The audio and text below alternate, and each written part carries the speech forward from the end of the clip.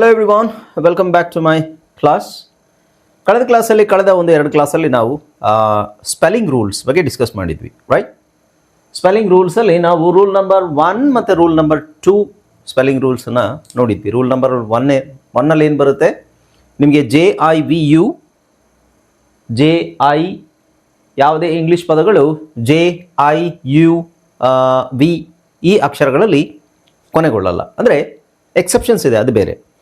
ಅದಾದಮೇಲೆ ಸೆಕೆಂಡ್ ರೂಲಲ್ಲಿ ನಾವು ನೋಡಿದ್ವಿ ಸೈಲೆಂಟ್ ಇ ಮತ್ತು ಸೈಲೆಂಟ್ ಇ ಮಾಡುವಂತಹ ಬದಲಾವಣೆಗಳು. So short vowel, long vowel ಆಗುತ್ತೆ. ಅದನ್ನು ಡೀಪಾಗಿ ಡಿಸ್ಕಸ್ ಮಾಡಿದ್ವಿ. ಇವತ್ತಿನ ಕ್ಲಾಸಲ್ಲಿ let see rule number 3. Rule number 3. So ಇಂಗ್ಲೀಷಲ್ಲಿ ಸ್ಪೆಲ್ಲಿಂಗ್ ರೂಲ್ಸು ಬಹಳ ಮುಖ್ಯ. ಇದು ನಾವು ತಿಳ್ಕೊಂಡಿದ್ರೆ ನಮಗೆ ಕನ್ಫ್ಯೂಷನ್ ಇರಲ್ಲ. ಬಟ್ ಇದು ನಾವು ಓದಬೇಕಾದ್ರೆ ಬರಿಬೇಕಾದ್ರೆ ನೆನಪಿಗೆ ಬರುತ್ತಾ ಅನ್ನೋದು ಸೆಕೆಂಡ್ರಿ. ತಿಳ್ಕೊಂಡಿದ್ರೆ ಕನ್ಫ್ಯೂಷನ್ ಇರಲ್ಲ, ಗೊಂದಲಗಳಿರಲ್ಲ, ನೀವು ತಲೆ ಕೆರ್ಕೊಳ್ಳೋ ಅವಶ್ಯಕತೆ ಇರಲ್ಲ. ಯಾಕೆ ಹಿಂಗೆ ಬರುತ್ತೆ ಅನ್ನೋದಕ್ಕೆ ನಮ್ಗೆ ಆಲ್ರೆಡಿ ರೀಸನ್ ಗೊತ್ತಿರುತ್ತೆ. ಈಸಿಯಾಗಿ ನಾವು ಇಂಗ್ಲೀಷ್ ರೀಡಿಂಗ್ ಆ್ಯಂಡ್ ರೈಟಿಂಗ್ ಈಸಿಯಾಗಿ ನಾವು ಪ್ರಾಕ್ಟೀಸ್ ಮಾಡಲಿಕ್ಕೆ ನಮಗೆ ತುಂಬ ಅನುಕೂಲ ಆಗುತ್ತೆ. ಓಕೆ, ಹಾಯ್ ಫ್ರೆಂಡ್ಸ್, ಇದೊಂದು ವಿಶೇಷ ಸೂಚನೆ. ನಮ್ಮಲ್ಲಿ ಇದೀಗ ಆನ್ಲೈನ್ ಸ್ಪೋಕನ್ ಇಂಗ್ಲೀಷ್ ಕೋರ್ಸ್ನ ಹೊಸ ಬ್ಯಾಚ್ ಶುರುವಾಗಿದೆ. ನೀವು ಇನ್ಮೇಲೆ ಎಲ್ಲೂ ಹೊರಗಡೆ ಹೋಗಿ ಇಂಗ್ಲೀಷ್ ಕಲಿಯುವ ಅವಶ್ಯಕತೆ ಇಲ್ಲ. ಮನೆಯಲ್ಲೇ ಕೂತ್ಕೊಂಡು ಯಾವುದೇ ಟೆನ್ಷನ್ ಇಲ್ಲದೆ, ಏನು ಮುಗಿದಿರವಿಲ್ಲದೆ ಇಂಗ್ಲೀಷ್ ಮಾತಾಡೋದನ್ನು ಕಲಿಯಬಹುದು. ಸ್ನೇಹಿತರೆ, ಸ್ಪೋಕನ್ ಇಂಗ್ಲೀಷ್ ಮಾತ್ರ ಅಲ್ಲ, ನಿಮಗೆ ಇಂಗ್ಲೀಷ್ನ ಓದಲಿಕ್ಕೆ ಬರಲಿಕ್ಕೆ ಬರಲ್ಲ ಅಂತ ಇಟ್ಕೊಳ್ಳಿ. ಈಗ ಇಂಗ್ಲೀಷಲ್ಲಿ ನಿಮಗೆ ಓದಲಿಕ್ಕೆ ಬರಲಿಕ್ಕೆ ಬರಲ್ಲ, ಬರೀ ನಿಮಗೆ ABCD ಮಾತ್ರ ಗೊತ್ತು, ಅಥವಾ ABCD ಓದಿಲ್ಲ ಅಂತ ಇಟ್ಕೊಳ್ಳಿ. ಸೊ ABCD ಓದಿಲ್ಲ ಅಂತ ಪರವಾಗಿಲ್ಲ, ನಾವು ನಿಮಗೆ ಇಂಗ್ಲೀಷ್ನ ಬೇಸಿಕ್ಕಿಂದನೇ ಓದಲಿಕ್ಕೆ ಮತ್ತು ಬರಲಿಕ್ಕೆ ಸಹ ಹೇಳ್ಕೊಡ್ತೀವಿ. ಅದು ಅಲ್ಲದೆ ನೀವು ಒಂದು ವೇಳೆ ಕನ್ನಡ ಬರಲ್ಲ ಅಂತ ಇಟ್ಕೊಳ್ಳಿ, ಕನ್ನಡನೂ ಹೇಳ್ಕೊಟ್ಟು ಕನ್ನಡದಿಂದ ಇಂಗ್ಲೀಷ್ನ ಹೇಗೆ ಓದೋದು, ಕನ್ನಡನೂ ನಾವು ಹೇಳ್ಕೊಟ್ಟು ಅದರ ಮೂಲಕ ಇಂಗ್ಲೀಷ್ನ ಹೇಗೆ ಕಲಿಯೋದು ಅನ್ನೋದನ್ನ ನಾವು ಈ ಕೋರ್ಸಲ್ಲಿ ಇನ್ಕ್ಲೂಡ್ ಮಾಡಿದ್ದೀವಿ. ಸ್ನೇಹಿತರೆ, ಈ ಕೋರ್ಸನ್ನು ಚಿಕ್ಕ ಮಕ್ಕಳನ್ನು ಹೊರತುಪಡಿಸಿ ಬೇರೆ ಯಾರು ಬೇಕಾದ್ರೆ ಈ ಕೋರ್ಸ್ಗೆ ಜಾಯ್ನ್ ಆಗಬಹುದು. ನೀವು ಕೆಲಸಕ್ಕೆ ಹೋಗಿರ್ಬೋದು, ಮನೆಯಲ್ಲಿ ಇರ್ಬೋದು, ಅಥವಾ ನೀವು ಯಾವುದೋ ಒಂದು ಬಿಸ್ನೆಸ್ ಮಾಡ್ತಾ ಇರ್ಬೋದು. ಓಕೆ, ಸೊ ಯಾರು ಬೇಕಾದ್ರೂ ಈ ಕೋರ್ಸ್ನ ಜಾಯ್ನ್ ಆಗಬಹುದು. ಹಾಗಾದ್ರೆ ಸ್ನೇಹಿತರೆ, ತಡ ಯಾಕೆ? ಈ ಸ್ಪೋಕನ್ ಇಂಗ್ಲೀಷ್ ಕೋರ್ಸ್ ಮತ್ತು English basic reading and writing ಕೋರ್ಸ್ನ ಜಾಯ್ನ್ ಆಗಬೇಕು ಅಂತ ಆಸಕ್ತಿ ಇರೋರು ಈ ಕೂಡಲೇ ನಿಮ್ಮ ಫೋನ್ ತೆಗೆದುಕೊಳ್ಳಿ ಹಾಗೂ ಇಲ್ಲಿ ಬರ್ತಿರುವಂತಹ ನಂಬರ್ಗೆ ಅಥವಾ ಕೆಳಗಡೆ ಬರ್ತಾ ಇರುವಂತಹ ನಂಬರ್ಗೆ ನೀವು ಕರೆ ಮಾಡತಕ್ಕದ್ದು ಅಥವಾ ವಾಟ್ಸ್ಆ್ಯಪ್ನಲ್ಲಿ ಸಂಪರ್ಕಿಸಿ ನಿಮ್ಮ ಹೆಸರನ್ನು ರಿಜಿಸ್ಟರ್ ಮಾಡ್ಕೊಳ್ಳಿ. ರೈಟ್. ಸೊ ಇವತ್ತಿನ ಕ್ಲಾಸಲ್ಲಿ ನಾವು ರೂಲ್ ನಂಬರ್ 3 ನೋಡೋಣ. What is it? Rule number 3 ಅಲ್ಲಿ ಏನು ಹೇಳುತ್ತೆ ಅಂತ ಹೇಳಿದ್ರೆ, ಇಲ್ಲಿ ನೋಡಿ, ಈಗಿಂತ ಮುಂಚೆ ಐ ಬರಬೇಕು, ಸಿ ಅನ್ನು ಹೊರತುಪಡಿಸಿ. ಅಂದರೆ ಇಂಗ್ಲೀಷಲ್ಲಿ ಕೆಲವು ಪದಗಳಲ್ಲಿ ನಮಗೆ ಇ ಮತ್ತು ಐ ಅಕ್ಷರಗಳು ಒಟ್ಟಿಗೆ ಬರುತ್ತೆ. ಕೆಲವು ಪದಗಳಲ್ಲಿ ಇ ಮತ್ತು ಐ ಒಟ್ಟಿಗೆ ಬರುತ್ತೆ. ಓಕೆ, ಅದಕ್ಕೆ ಕಾರಣ ಏನು, ಅದು ಎಲ್ಲೆಲ್ಲಿ ಒಟ್ಟಿಗೆ ಬರುತ್ತೆ ಅದೀಗ ತಲೆ ಕೆಡಿಸ್ಕೋಬೇಡಿ. ಬಟ್ ಇದು ಒಟ್ಟಿಗೆ ಬಂದರೆ ಅದನ್ನು ಹೇಗೆ ಫಸ್ಟ್ ಇ ಬರಿಬೇಕಾ ಐ ಬರಿಬೇಕಾ ಅನ್ನೋದು ಸ್ವಲ್ಪ ತಿಳ್ಕೊಂಡಿದ್ರೆ ನಮಗೆ ಸ್ಪೆಲ್ಲಿಂಗ್ ಮಿಸ್ಟೇಕ್ಸ್ ಕಡಿಮೆ ಆಗುತ್ತೆ.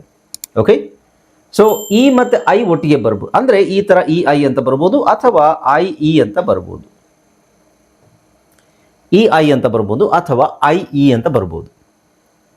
ಇವೆರಡಕ್ಕೂ ಸೌಂಡ್ಸ್ ಇದೆಯಲ್ಲ, ಸೌಂಡ್ಸ್ ಅಂದರೆ ಇದರ ಉಚ್ಚಾರಣೆ. ಇ ಐ ಮತ್ತು ಐ ಇ ಬಂದಾಗ ಸೌಂಡ್ಸ್ ವ್ಯತ್ಯಾಸ ಆಗುತ್ತೆ. ಕೆಲವು ಕಡೆ ಇ ಅಂತ ಆಗುತ್ತೆ, ಕೆಲವು ಕಡೆ ಐ ಅಂತ ಆಗುತ್ತೆ, ಕೆಲವು ಕಡೆ ಇ ಅಂತ ಆಗುತ್ತೆ. ಅದೆಲ್ಲಿ ಸೌಂಡ್ಸ್ ಎಲ್ಲೆಲ್ಲಿ ಚೇಂಜ್ ಆಗುತ್ತೆ ಅನ್ನೋದನ್ನು ನಾವು ನೆಕ್ಸ್ಟ್ ವಿಡಿಯೋ ಇದರಲ್ಲಿ ಪಾಠದಲ್ಲಿ ನೋಡೋಣ. ಈಗ ಇದರಲ್ಲಿ ಏನು ಹೇಳುತ್ತೆ, ಈ ಥರ್ಡ್ ಸ್ಪೆಲ್ಲಿಂಗ್ ರೂಲಲ್ಲಿ ಥರ್ಡ್ ಸ್ಪೆಲ್ಲಿಂಗ್ ರೂಲ್ ಏನು ಹೇಳುತ್ತೆ ಅಂದರೆ, ಈಗಿಂತ ಮುಂಚೆ ಐ ಬರಬೇಕು. ಈಗಿಂತ ಮುಂಚೆ, ಈಗ ಮುಂಚೆ ಅನ್ನೋದನ್ನು ನಾನು ಹೇಗೆ ಹೇಳ್ತೀನಿ, ಈಗಿಂತ ಮುಂಚೆ ಐ ಬರಬೇಕು ಅಂದರೆ ಐ ಆದಮೇಲೆ ಇ ಬರಬೇಕು. ಇದರ ಅರ್ಥ ಅದೇ. ಈಗಿಂತ ಮುಂಚೆ, ಮುಂಚೆ ಅಂದರೆ ಈ ಹಿಂದೆ, ಐ ಆದಮೇಲೆ ಇ ಬರಬೇಕು. ಅಂದರೆ ಈ ಲೆಕ್ಕದಲ್ಲಿ ಏನಾಗುತ್ತೆ, ಈ ಥರ ನಾವು ಐ ಬರೆದ ಆದಮೇಲೆ ಇ ಬರಿಬೇಕು. ಆಲ್ಮೋಸ್ಟ್ ಎಲ್ಲ ಕೇಸಸಲ್ಲಿ ಐ ಬರೆದ ಮೇಲೆ ಐ ಮತ್ತು ಇ ಯಾಕೆ ಒಟ್ಟಿಗೆ ಬರಿಬೇಕು ಅದು ಬೇಡ, ಆ ಪ್ರಶ್ನೆ ಬೇಡ. ಐ ಮತ್ತು ಇ ಒಟ್ಟಿಗೆ ಬಂದಿದ್ದರೆ ಅದನ್ನು ನಾವು ಆ ಕಡೆ ಈ ಕಡೆ ಚೇಂಜ್ ಮಾಡಬಾರ್ದು. ಐ ಆದಮೇಲೆ ಇ ಬರಿಬೇಕು ಅನ್ನೋದು ರೂಲ್. ಓಕೆ, ಸೊ ಇಲ್ಲಿ ನೋಡಿ, ಎಕ್ಸಾಂಪಲ್ ನೋಡಿ, ಇಲ್ಲಿ DIE ಇದೆ ಅಲ್ವಾ? ಸೊ DIE ಇದೆ. ಓಕೆ,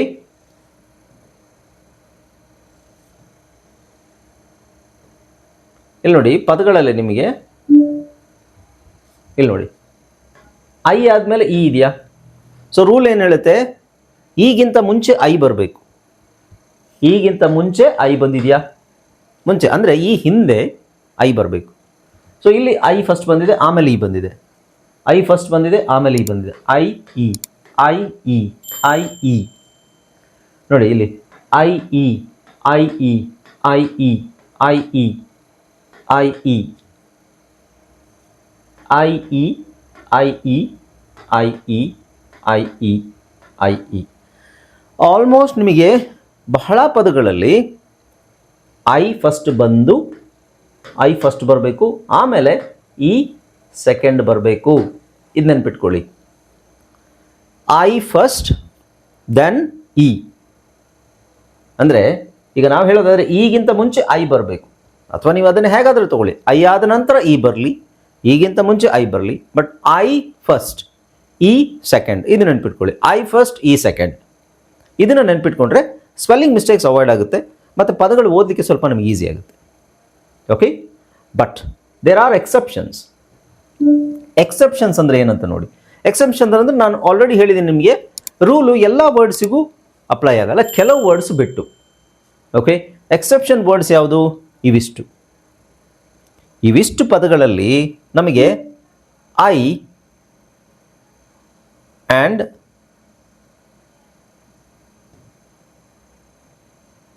ಓಕೆ, ಎಕ್ಸೆಪ್ಷನ್ಸ್ ಏನು? ಎಕ್ಸೆಪ್ಷನ್ಸಲ್ಲಿ ಅದು ಈ ರೂಲ್ ಅನ್ವಯ ಆಗಲ್ಲ. ಸೊ ಈಗ ಇಲ್ಲಿ ಸಿ ಅನ್ನು ಹೊರತುಪಡಿಸಿ ಅಂತಿದೆಯಲ್ಲ, ಇದೇನಿದು? ಸಿ ಅನ್ನು ಹೊರತುಪಡಿಸಿ. ಸಿ ಅನ್ನು ಹೊರತುಪಡಿಸಿ ಅಂದರೆ ಏನು? ಫಸ್ಟ್ ನಾನು ಹೇಳಿದೆ ಐ ಫಸ್ಟ್ ಬರಬೇಕು, ಸೆಕೆಂಡ್ ಇ ಬರಬೇಕು ಅಂತ ಅಲ್ವಾ? ಬಟ್ ಇಲ್ಲಿ ಸಿ, ನೀವು ಐ ಸಿ ಫಸ್ಟ್ ಬಂದರೆ, ಸಿ ಆದಮೇಲೆ ನೀವು ಐ ಅಥವಾ ಇ ಒಟ್ಟಿಗೆ ಕಾಂಬಿನೇಷನ್ ಬರೆಯೋದಾದರೆ ಅಲ್ಲಿ ಸ್ವಲ್ಪ ಚೇಂಜ್ ಆಗುತ್ತೆ. ಅಂದರೆ ಸಿ ಅಕ್ಷರ ಆದಮೇಲೆ ನೀವು ಐ ಅಥವಾ ಇ ಅಕ್ಷರ ಬಳಸೋದಾದರೆ ಫಸ್ಟು ಇ ಬರಿಬೇಕು, ಆಮೇಲೆ ಐ ಬರಿಬೇಕು. ಓಕೆ, ಎಕ್ಸೆಪ್ಷನ್ ಅಂದರೆ ಸಿ ಅಕ್ಷರ ಆದಮೇಲೆ ಐ ಇ ಬರೆಯೋ ಹಾಗಿಲ್ಲ, ಇ ಐ ಬರಿಬೇಕು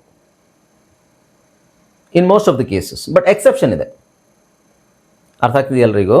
ಬೇರೆ ಪದಗಳು, ಬೇರೆ ಅಕ್ಷರಗಳು, ಈಗ ನೀವು ಟಿ ಇದೆ, ಟಿ ಆದಮೇಲೆ ಐ ಇ ಬರಿಬೇಕು ಹೊರತು ಟಿ ಆದಮೇಲೆ ಟಿ ಇ ಐ ಬರೆಯಂಗಿಲ್ಲ, ಇದು ಬರೋದಿಲ್ಲ. ಓಕೆ, ಸೊ ಇಲ್ಲಿ ಎಚ್ ಇದೆ, ಎಚ್ ಆದಮೇಲೆ ಎಚ್ ಐ ಇ ಬರಲ್ಲ, ಎಚ್ ಇ ಐ ಬರುತ್ತೆ. ಸಾರಿ, ಎಚ್ ಇ ಐ ಬರಲ್ಲ, ಎಚ್ ಐ ಇ ಬರುತ್ತೆ, ಎಚ್ ಇ ಐ ಬರಲ್ಲ. ಬಟ್ ಎಕ್ಸೆಪ್ಷನ್ ಇದೆ ಇನ್ ಕೇಸ್, ರೈಟ್? ಅರ್ಥ ಆಯ್ತಾ? ಸೊ ನಾವು ಸಿ ಆದಮೇಲೆ ಇ ಐ ಬರಿಬೇಕು, ಬೇರೆ ಯಾವುದೇ ಅಕ್ಷರಗಳು ಬಂದರೂ ಐ ಇ ಫಸ್ಟ್ ಬರಿಬೇಕು. ಐ ಇ ಬರಿಬೇಕು, ಕಾಂಬಿನೇಷನ್ ಐ ಫಸ್ಟ್ ಬರಿಬೇಕು. ಬಟ್ ಇಲ್ಲಿ ಎಕ್ಸೆಪ್ಷನ್ ಅಂದ್ರೇನು? ಇಲ್ಲಿ ನಾನೇನು ಹೇಳಿದೆ, ಸಿ ಆದಮೇಲೆ ಇ ಬರಿಬೇಕು ಅಂತ ಹೇಳಿದೆ, ಸಿ ಆದಮೇಲೆ ಇ ಐ ಬರಿಬೇಕು. ಬಟ್ ಇಲ್ಲೇನಿದೆ, ಎಫ್ ಇದೆ, ಎಫ್ ಆದಮೇಲೆ ಇ ಐ ಇದೆ. ಇಲ್ಲಿ ನೋಡಿ, ಡಬ್ಲ್ಯೂ ಆದಮೇಲೆ ಇ ಐ ಇದೆ, ಆರ್ ಆದಮೇಲೆ ಇ ಐ ಇದೆ, ಟಿ ಆದಮೇಲೆ ಇ ಐ ಇದೆ, ಎಚ್ ಆದಮೇಲೆ ಇ ಐ ಇದೆ, ಎಚ್ ಆದಮೇಲೆ ಇ ಐ ಇದೆ. ಸೊ ಇದೇನಿದು? ಎಕ್ಸೆಪ್ಷನ್ಸ್ ಇವೆಲ್ಲ. ಕಾಮನ್ ಆಗಿ ನಮಗೆ ಪದಗಳಲ್ಲಿ ಸಿ ಆದಮೇಲೆ ಇ ಐ ಬರುತ್ತೆ. ಎಕ್ಸಾಂಪಲ್ ಯಾವುದು? ಇಲ್ಲಿ ನೋಡಿ, ಸಿ ಆದಮೇಲೆ E I, C E I, C E I, C E I, C E I. ಹೌದಾ?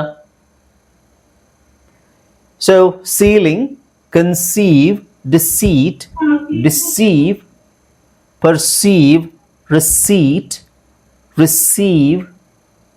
ಓಕೆ, ಕಾಮನ್ ನಿಮಗೆ ಸಿ ಇ ಐ ಬಂದರೆ ಅದು ಯಾವಾಗಲೂ ನಿಮಗೆ ಕಾಮನ್ ಆಗಿ ಯೂಶ್ವಲ್ ಆಗಿ ಇ ಅಂತಲೇ ಉಚ್ಚಾರಣೆ ಇರುತ್ತೆ. ಸಿ ಇ ಐ ಬಂದರೆ ಇ ಅಂತ ಉಚ್ಚಾರಣೆ ಇರುತ್ತೆ, ಅದು ಚೇಂಜ್ ಆಗೋದಿಲ್ಲ. ಸಾಯಿ, ಸಿ ಎ ಅಂತ ಆಗೋದಿಲ್ಲ. ಸಿ ಇ ಐ ಬಂತ, ಇ ಅಂತ ಉಚ್ಚಾರಣೆ ಮಾಡಬೇಕು. ಓಕೆ, ಸೊ ಇನ ಫಸ್ಟ್ ಬರಿಬೇಕು, ಅದಾದ ನಂತರ ನಾವು ಐ ಬರಿಬೇಕು. ಬಟ್ ಎಕ್ಸೆಪ್ಷನ್ಸ್, ಕೆಲವು ಪದಗಳಿದ್ದಾವೆ ಅದರಲ್ಲಿ ಸ್ವಲ್ಪ ಚೇಂಜ್ ಆಗುತ್ತೆ. ಈಗ ಹೇಳಿದ್ನಲ್ಲ ನಾನು, ಸಿ ಇದೆ, ಸಿ ಆದಮೇಲೆ ಐ ಇ ತೊಗೊಂಡಿದ್ದೀವಿ, ಸಿ ಆದಮೇಲೆ ಐ ಇ ತೊಗೊಂಡಿದ್ದೀವಿ. ಇಲ್ಲಿ ಸಿ ಆದಮೇಲೆ ಐ ಇ ಇದೆ. ಹೌದಾ? ಇಲ್ಲೇನು ಹೇಳಿದೆ ನಾನು? ಸಿ ಆದಮೇಲೆ ಇ ಐ ಬರೀರಿ ಅಂತ ಹೇಳಿದೆ. ಇದು ಜನರಲ್ ಆಗಿ, ಸಾಮಾನ್ಯವಾಗಿ ನಾವು ಇ ಐ ಅಂತ ಬರಿತೀವಿ. ಆದರೆ ಕೆಲವು ಪದಗಳು ಎಕ್ಸೆಪ್ಷನ್ನ ದಯವಿಟ್ಟು ಅರ್ಥ ಮಾಡ್ಕೊಳ್ಳಿ. ಬಹಳ ಜನರಿಗೆ ಇದೇ ಕನ್ಫ್ಯೂಷನ್. ಇಲ್ಲಿ ಹಿಂಗೆ ಹೇಳ್ತೀರಾ, ಇಲ್ಲಿ ಹಿಂಗಿದೆಯಲ್ಲ. ಹೌದು, ಈ ಪದಗಳಲ್ಲಿ ಹಾಗೆ ಬರುತ್ತೆ, ಅದನ್ನು ಬಿಟ್ಬಿಡಿ, ಆ ಪದಗಳನ್ನು ಬಿಟ್ಬಿಡಿ. ಬೇರೆ ಯಾವುದೇ ಪದಗಳು ಬಂದ್ರೂ ಅದರಲ್ಲಿ ಇ ಐ ಫಸ್ಟ್, ಸಿ ಆದಮೇಲೆ ನೋಡಿ, ಇನ್ನೊಂದು ಸಿನ ನೆನ್ಪಿಟ್ಕೊಳ್ಳಿ, ಸಿ ಆದಮೇಲೆ ಇ ಐ ಎ ಬರಬೇಕು. ಇಲ್ಲಿ ಬೇರೆ ಅಕ್ಷರಗಳಿದ್ದರೆ, ಸಿ ಬಿಟ್ಟು ಬೇರೆ ಅಕ್ಷರಗಳಿದ್ದರೆ ಏನು ಬರಬೇಕು? I E. ಓಕೆ, ನೀವು ಒಂದು ಪಾಠನ ಅರ್ಥ ಮಾಡ್ಕೋಬೇಕಾದ್ರೆ ಸ್ವಲ್ಪ ಡೀಟೇಲ್ ಆಗಿ, ಸ್ಪೆಸಿಫಿಕ್ ಆಗಿ, ಕರೆಕ್ಟಾಗಿ ಅಬ್ಸರ್ವ್ ಮಾಡಬೇಕು. ಓಕೆ, ಕನ್ಫ್ಯೂಷನ್ ನಾವೇ ಕ್ರಿಯೇಟ್ ಮಾಡ್ಕೋತೀವಿ. ಕ್ಲಿಯರ್ ಆಗಿ ಫಸ್ಟ್ ನಾವು ತಿಳ್ಕೊಂಡಾಗ ಅಷ್ಟೊಂದು ಕನ್ಫ್ಯೂಷನ್ ಇರಲ್ಲ. ನಾವು ಅರ್ಧಂಬರ್ಧ ತಿಳ್ಕೊಳ್ತೀವಲ್ಲ, ಅವಾಗಲೇ ಕನ್ಫ್ಯೂಷನ್ ಕ್ರಿಯೇಟ್ ಆಗೋದು. ಓಕೆ, ಸೊ ಇಲ್ಲಿ ನೋಡಿ ಅಗೇನ್ ಇಲ್ಲಿ ಎ ಎನ್ ಸಿ ಇದೆ, ಸಿ ಆದಮೇಲೆ ಇ ಐ ಬರಬೇಕು ಅಂತ ಹೇಳಿದ್ರೆ ಇಲ್ಲಿ ಐ ಇ ಇದೆ, ಆದರೆ ಇದೇನಿದು ಎಕ್ಸೆಪ್ಷನ್ಸ್. ಓಕೆ, ಸೊ ಇಲ್ಲಿ scientist, society, ancient, efficient, species, sufficient, conscience. So ಇಲ್ಲಿ ಕಾಮನ್ ಆಗಿ ನಿಮಗೆ ಸಿ ಅಂತ ಉಚ್ಚಾರಣೆ ಬರಲ್ಲ, ಸಿ ಅಂತ ಜಾಸ್ತಿ ಉಚ್ಚಾರಣೆ ಬರಲ್ಲ. ಸ್ಪೀಸೀಸ್ ಅಲ್ಲಿ ಮಾತ್ರ ನಿಮಗೆ ಬರುತ್ತೆ, ಸ್ಪೀಸೀಸ್. ಅದಕ್ಕೆ ಇ ಅಂತ ಉಚ್ಚಾರಣೆ ಎಲ್ಲೂ ಬರಲ್ಲ ನಿಮಗೆ. ಇಲ್ಲಿ ಸೈ ಸೈ ಸೊ ಸೈ ಸೈ ಶ ಶ ಶ ಶ ಈ ಥರ ಬರುತ್ತೆ. ಹಾಗಾಗಿ ಅಲ್ಲಿ ಸಿ ಇ ಐ ಬರಲ್ಲ, ಸಿ ಐ ಇ ಬರುತ್ತೆ. ಅರ್ಥ ಆಗ್ತಿದೆಯಾ? ಸೊ ನಾನು ಹೇಳ್ತಾ ಇರೋದು ಸಿ ಇ ಐ ಅಂತ ಬಂದಾಗ ಇ ಅಂತಾನೆ ಹೇಳಿ. Okay, right? ಅಥವಾ ಸಿ ಆದಮೇಲೆ ನಾವು ಐ ಇ ಬರಿಬೇಕಾ, ಇ ಐ ಬರಿಬೇಕಾ ಅಂತ ಕನ್ಫ್ಯೂಷನ್ ಇದ್ದಾಗ ಇ ಐ ಎ ಬರಿಬೇಕು. ಬಟ್ ಈ ಪದಗಳನ್ನು ನೀವು ಬಾಯ್ಪಾಠ ಮಾಡ್ಕೋಬೇಕು. ಈ ಪದಗಳು ಎಕ್ಸೆಪ್ಷನ್ ಆಗಿರೋದ್ರಿಂದ ಅದು ನಮಗೆ ನೆನಪಲ್ಲಿ ಇರಲ್ಲ. ಸೊ ಇ ಐ ಬರಿಬೇಕಾ, ಐ ಇ ಬರಿಬೇಕಾ, ಕನ್ಫ್ಯೂಷನ್ ಬೇಡ. ಎಕ್ಸೆಪ್ಷನ್ಸ್ ಏನಿದ್ದಾವೆ ಅದನ್ನು ಬರೆದು ಪ್ರಾಕ್ಟೀಸ್ ಮಾಡಬೇಕು. ಉಳಿದಿರೋ ಪದಗಳು ರೂಲನ್ನು ನೆನ್ಪಿಟ್ಕೊಳ್ಳಿ. It's very simple. ರೂಲ್ ನೆನ್ಪಿಟ್ಕೋಬೇಕು, ಎಕ್ಸೆಪ್ಷನ್ ಫಸ್ಟು ನೆನ್ಪಿಟ್ಕೋಬೇಕು ರೂಲ್ಗಿಂತ ಮುಂಚೆ. ಅವಾಗೇನಾಗುತ್ತೆ, ರೂಲು ನಮಗೆ ನೆನಪಲ್ಲಿರುತ್ತೆ, ಎಕ್ಸೆಪ್ಷನ್ ಇರೋ ವರ್ಡ್ಸು ಬರಿತಾ ಓದ್ತಾ ಇದ್ದರೆ ಅಲ್ಲಿಗೆ ಅದು ಕರೆಕ್ಟಾಗಿ ಮ್ಯಾಚ್ ಆಗುತ್ತೆ.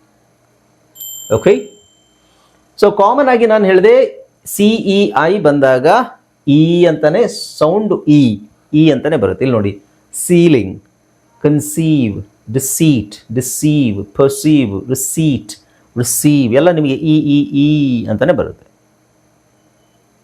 ಓಕೆ, ಸೊ ಬಟ್ ಇಲ್ಲಿ ಬೇರೆ ಅಕ್ಷರಗಳಲ್ಲಿ ಐ ಮತ್ತು ಇ ಬರ್ಬೋದು. ಇಲ್ಲಿ ನೋಡಿ, die, lie, pie, tie, diet, ಇಲ್ಲಿ I. Selfie, calorie, alien, so ಇಯನ್, ಚೀಫ್, ನೀಸ್, ಇಲ್ಲಿ ಐ ಅಂತ ಬರ್ತದೆ. Fried, tried, flies, grief, movie. So I E ಬಂದಾಗ ಎರಡು ಸೌಂಡ್ ಬರುತ್ತೆ. ಆ್ಯಕ್ಚುಲಿ ಐ ಇ ಬಂದಾಗ ಎರಡಲ್ಲ, ಜಾಸ್ತಿನೂ ಸೌಂಡ್ ಬರುತ್ತೆ. ಅದು ಫೋನೋಗ್ರಾಮಲ್ಲಿ ನಾನು ನಿಮ್ಗೆ ಹೇಳ್ಕೊಡ್ತೀನಿ. ಐ ಇ ಬಂದಾಗ ಸುಮಾರು ಒಂದು 3-4 ಥರದ ಸೌಂಡ್ ಬರುತ್ತೆ. ಬಟ್ ಇಲ್ಲಿ ನಾವು ಕಲಿತಾ ಇರೋದೇನು, ಐ ಹಾಕಬೇಕಾ, ಇ ಹಾಕಬೇಕಾ ಫಸ್ಟು. ಎಲ್ಲಿ ಐ ಇ ಅಂತ ಹಾಕ್ತೀವಿ ಬೇರೆ ಅಕ್ಷರಗಳು ಬಂದಾಗ, ಸಿ ಬಂದಾಗ ಇ ಐ ಹಾಕ್ತೀವಿ. ಅದ್ರ ಜೊತೆಗೆ ಇವಲ್ದನೆ ಎಕ್ಸೆಪ್ಷನ್ ಅಂತ ಬೇರೆ ಪದಗಳು ಇದ್ದಾವೆ. ಓಕೆ, ಅರ್ಥ ಆಯ್ತಲ್ಲ?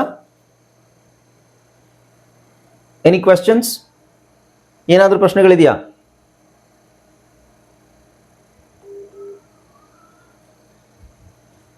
Any questions? Okay, let's continue. ಈಗ ಸೊ ಈ ಪದಗಳನ್ನು ನೀವು ಪದೇ ಪದೇ ಓದ್ತಾ ಇದ್ರೆ ಅದೊಂದು ಐಡಿಯಾ ಸಿಗುತ್ತೆ. ಬರಿಬೇಕಾದ್ರೆ ಐಡಿಯಾ ಸಿಗುತ್ತೆ, ಬರಿಬೇಕು, ಜಸ್ಟ್ ಓದೋದು ಮಾತ್ರ ಅಲ್ಲ. ಈ ಪದಗಳನ್ನು ಬರಿತಾ ಬರಿತಾ ಬರಿತಾ ಅದು ನಮಗೆ ಕರೆಕ್ಟಾಗಿ ಮಸಲ್ ಮೆಮರಿ ಅಂತ ಹೇಳ್ತೀವಿ. ಕನ್ನಡದಲ್ಲಿ ನಾವು ಒತ್ತಕ್ಷರಗಳೆಲ್ಲ ಹೆಂಗೆ ಬರಿತೀವಿ? ಯಾವುದೇ ಅಕ್ಷರಗಳು ಒತ್ತಕ್ಷರಗಳೆಲ್ಲ ಬರೆಯೋಕ್ಕೆ ನಾವು ಕಲ್ತಿದ್ದು ಹೇಗೆ ಅಂತ ಹೇಳಿದ್ರೆ ಬರೆದು ಪ್ರಾಕ್ಟೀಸ್ ಮಾಡಿ ಕಲ್ತಿರೋದು. ಅದೇ ಥರ ನೀವು ಇದನ್ನು ಬರೆದು ಪ್ರಾಕ್ಟೀಸ್ ಮಾಡಿದ್ರೆ ಈ ಸ್ಪೆಲ್ಲಿಂಗ್ ಮಿಸ್ಟೇಕ್ಸ್ ಅವಾಯ್ಡ್ ಆಗುತ್ತೆ. ಓಕೆ.